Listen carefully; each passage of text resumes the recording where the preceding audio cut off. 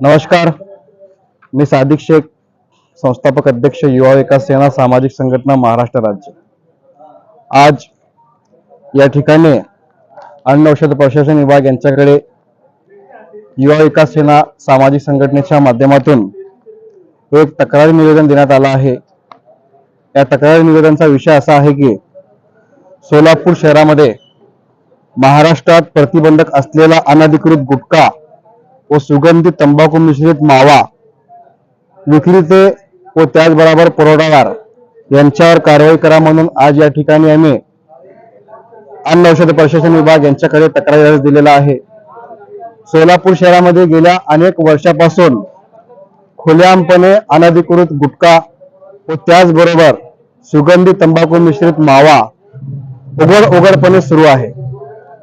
जर तुम्ही 10 ते 15 वर्षाच्या मुलाला विचारलात की या परिसरामध्ये गुटखा कुठे भेटतात, मावा कुठे भेटतात, तर तुम्हाला 10 ते 15 वर्षाचा मुलगा सरळ दाखवू शकतात की या पानटपरीमध्ये गुटखा आहे, या पानटपरीमध्ये मावा आहे। एवढे उघड पुरावे असताना देखील सोलापूर शहरामध्ये अन्न औषध प्रशासन विभाग, स्थानिक प्रशासन हे मौन बाळगून आहे। कुठलीही कारवाई या विषयावर केली जात नाही। कुठल्याही संघटनेच्या माध्यमातून ज्या वेळेस तक्रारी देण्यात येतात त्यावेळेस 2-4 दिवस सोलापूर शहरामध्ये गुटखा बंदी होतात, परंतु आज खुलेआमपणे या ठिकाणी मावा आणि गुटखा विक्री सुरू आहे।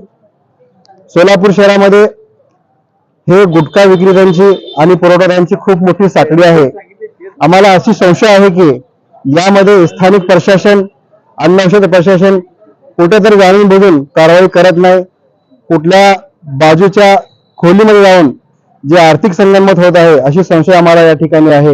येणाऱ्या काळात सोलापूर शहरामध्ये 7 दिवसात जर गुटखा बंदी झाला नाही तर युवा विकास सेना सामाजिक संघटनेच्या माध्यमातून सोलापूर जिल्हा परिषद या ठिकाणी आंदोलन गेट समोर आम्ही आमच्या संघटनेच्या माध्यमातून बेमुदत धरणे आंदोलनाची सुरुवात करणार आहे। एवढंच सांगून मी आपले 2 शब्द संपवतो। जय हिंद, जय महाराष्ट्र।